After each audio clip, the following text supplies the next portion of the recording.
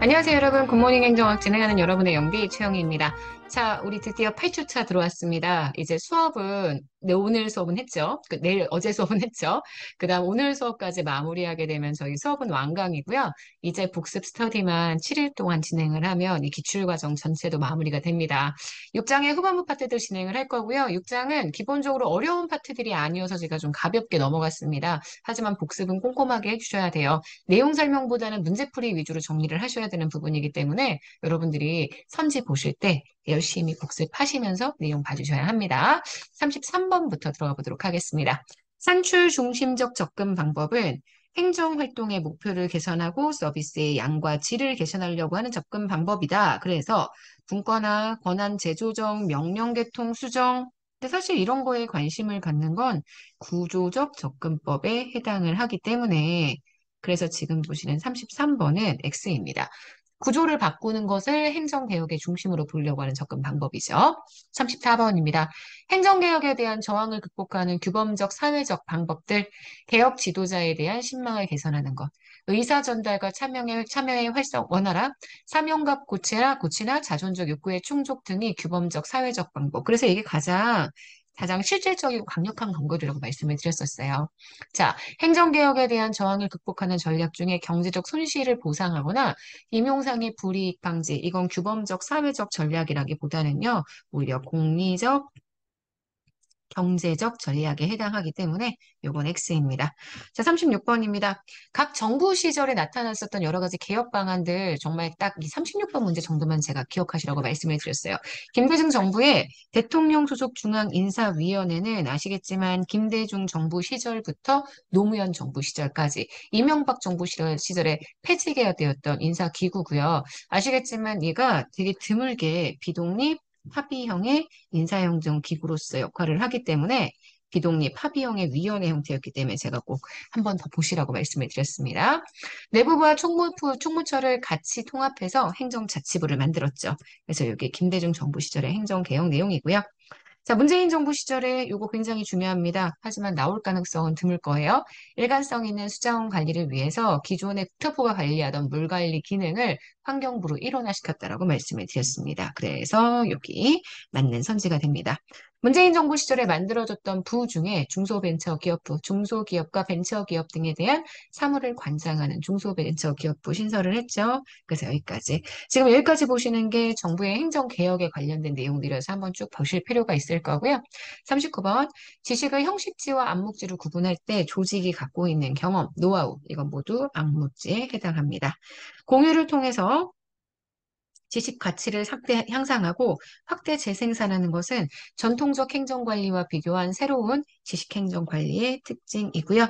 지식관리 시스템이 성공하기 위해서는 조직적 지식의 창출보다는 조직 구성원들의 개인적 지식 축적을 강조해야 한다라고 얘기를 했는데, 네, 개인적 지식 축적보다는 오히려 조직 전체의 지식을 창출하는 학습 조직으로서의 마인드가 당연히 있어야 되죠. 41번은 그래서 X가 됩니다. 42번, G2B, Government to Business입니다. 이들의 관계 변화로 정부의 정책 수행을 위한 권고, 지침 전달을 위한 정보 교류 비용이 이전보다 훨씬 줄어들게 될 거고요. 이 G2B 시스템을 통해서 조달 행정 비용은 감소하게 됩니다. 그래서 42번, 요거는 X가 될 거예요. 자, 43번 갈게요. 정부 서울청사 등의 스마트 워크센터를 설치해서 운영하는 것, 정보통신 기술을 활용한 대표적인 행정 개선의 사례입니다. 유비쿼터스 정부는 중단 없는 정보 서비스를 제공하고요. 스마트 전자정부는 공급자보다는 수요자, 맞춤형 중심의 서비스를 개발해주게 됩니다. 두 개 모두 다 정부 3.0의 기본 패러다임이죠. 그래서 스마트 사회나 스마트 정부는 재난 발생 후에 최대한 빠르게 복구하는 것, 이게 아니고요. 사전에 재난이 발생하기 전 미리 예측하고 예방할 수 있는 시스템을 구축하는 거, 이런 거 굉장히 중요하게 생각합니다. 그 46번 X가 됩니다. 47번 정보 3.0은 수요자 중심의 정보 제공이 중요합니다. 공공기관의 정보 제공에 초점을 둔 정보 중심의 거버넌스가 아니라 시민과 함께 참여하고 시민의 참여를 독려할 수 있는 맞춤형 그리고 함께 가는 통합형의 거버넌스를 의미하기 때문에 47번은 X가 됩니다. 전자정부 구현에 따라 정보의 집중화를 통한 신속하고 집권적인 정책 결정. 전자정부에 따라 아시겠지만 정보가 공개되고 있고요. 국민들의 참여가 보장이 됩니다. 정보가 집중화되는 것보다는 분산화되고요. 의사결정을 통한 정책 결정도 빠르지는 않습니다. 다만 국민들의 의사가 다양하게 반영될 수 있겠죠. 그래서 요거 X입니다. 전자정보 구현 과정에서 직무 간의 경계는 오히려 점점 모호해질 거고요. 기존 데이터와 비교할 때 빅데이터의 주요 특징 아시겠지만 3V입니다. 그래서 variety, 다양성 들어가고요. velocity, 속도 들어가고요. 그 다음 볼륨, 우리가 이야기하는 볼륨, 우리가 얘기하는 크기 들어갑니다. 그래서 요 세 가지 3V, 거기에는 패시비티, 수동성이라는 게 들어가지 않고요. 빅데이터는 정형과 비정형의 데이터 모두 포함하죠. 크기 들어가지만 정형성이나 임시성은 그래서 들어갈 수가 없습니다.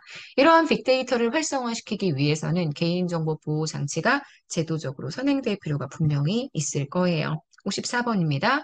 일정한 기준과 절차에 따라 업무, 응용, 데이터, 기술, 보안, 조직 전체의 구성 요소들을 통합 분석합니다. 그 다음 이들 간의 관계를 구조적으로 정리한 체계, 이를 바탕으로 한 정보화. 제가 뭐라고 했냐면 전자정부를 구현하기 위한 기본 설계도라고 얘기했습니다. 이러한 구성 요소들을 최적화시키기 위한 기본 방법이 바로 전자정부법에서 명시하고 있는 정보기술 아키텍처에 관련된 내용들입니다. 자, 그래서 여러분들이 지금 보시는 이 내용 맞는 선지로 가주셔야 하고요.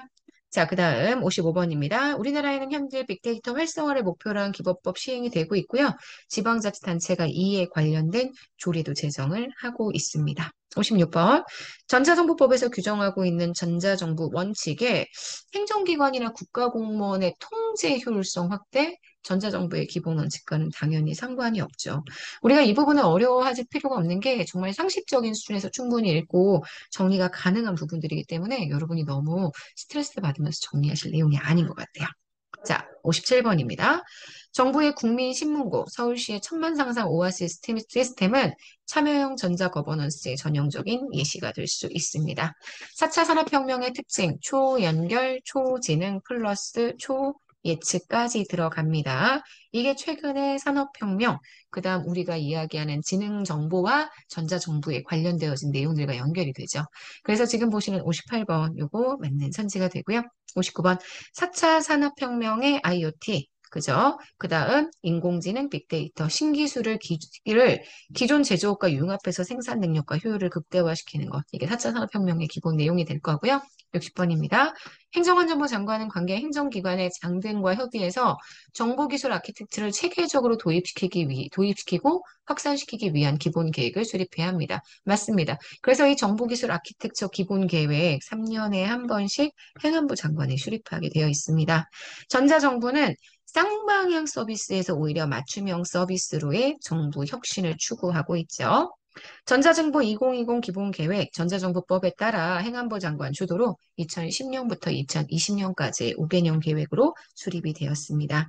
행정기관의 장은 해당 기관의 전자정부 구현 운영 발전을 위한 기본계획을 5년마다 한 번씩 수립해야 되고 이거 전체를 총괄해서 전자정부 기본계획을 수립해줘야 하겠죠. 그래서 63번 맞는 선지고요. 정부는 요거는 과기부죠. 지능정보와 기본법에 관련된 내용입니다. 그래서 과학기술정보통신부 장관이 지능정보사회 종합계획, 요거는 5년 단위가 아니라 3년 단위로 수립이 되어야 합니다. 그래서 64번 맞는 선지가 되죠. 제가 계속 얘기했지만 전자정보법과 지능정보와 기본법 이렇게 두 가지의 법이 조금 내용이 다르기 때문에 그 다른 내용들 주무부처가 어딘지 그리고 종합계획의 연도가 얼마인지 이런 거 암기하셔야 된다고 얘기했습니다. 기억하시죠? 그거까지 다 정리해서 봐주시면 되고요. 전자정부 기본계획에 대한 내용, 그 다음 지능정보화 사회 종합계획의 내용, 각각 추진하는 주체가 행안부, 그 다음에 여기는 과기부, 각각 5년, 3년 단위로 수립해야 한다는 차이점 꼭 보시라고 말씀드렸습니다. 기억하시죠? 네. 자, 여기까지 보시면 우리 43강 내용 전체는 마무리가 됩니다. 자, 오늘 이제 오전 수업을 아침에 이걸 들으시고 오전에 수업을 들으시는 분들은 드디어 종강하게 되는 거 보실 수 있을 거예요. 우리 오늘 종강 잘하고요. 계속 부트캠프는 다음 주 금요일까지 진행이 되니까 우리 아침마다 복습 꼭 사수합시다. 자, 오늘 하루 정말 좋은 하루 보내시고요. 오늘 하루도 여러분 거예요. 내일 아침에 만날게요. 여러분, 안녕.